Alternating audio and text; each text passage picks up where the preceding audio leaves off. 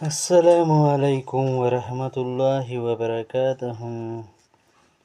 మానవులందరికీ ఏకైక పుణ్యక్షేత్రం మక్కా నగరంలోని కాబా గృహం. మానవులందరికీ అల్లాహ్ ఒక్కడే నిజ దైవం. ఈ యుగంలో ప్రపంచ మానవులందరికీ ప్రవక్త కూడా ఒక్కరే, ఆయన ముహమ్మద్ సల్లల్లాహు అలైహి వసల్లం. అదేవిధంగా ప్రస్తుత యుగంలో మానవులందరికీ పుణ్యక్షేత్రం కూడా ఒక్కటే, అదే మక్కాలోని కాబా గృహం. ఏక దైవారాధనకు తౌహీద్కు నిలువెత్తు నిదర్శనం.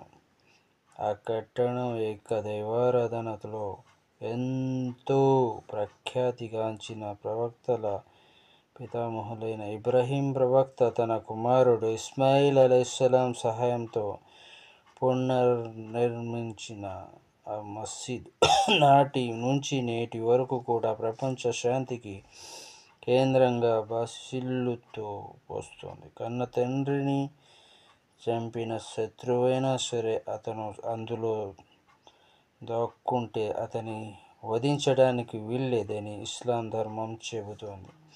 అంత పునీతమైన శాంతి నిలయం అది. దాని గురించి అల్లాహ్ ఏమంటున్నాడో చూడండి.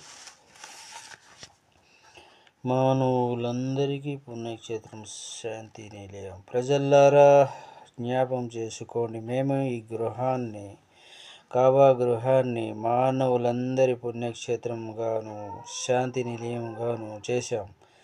మీరు ఇబ్రాహీం నిలబడిన ప్రదేశాన్ని నమాజు స్థలంగా చేసుకోండి. నా గృహాన్ని అంటే కాబాను సందర్శించి ప్రదక్షిణ తవాఫ్ చేసే వారి కోసం, అక్కడ ఎతికాఫ్ పాటించే వారి కోసం, అల్లాహ్ ఆరాధన, ధ్యానం, స్మరణ నిమిత్తం అక్కడే ఆగిపోయే వారి కోసం, రుకు సజ్దాలు చేసేవారి కోసం మీరు దానిని పరిశుభ్రంగా పరిశుద్ధంగా ఉంచాలి అని ఇబ్రాహీం ఇస్మాయిల్ నుంచి అలైహిస్సలాం మేము వాగ్దానం తీసుకున్నాం. అస్సలాము అలైకుం వరహమతుల్లాహి వబరకాతుహు.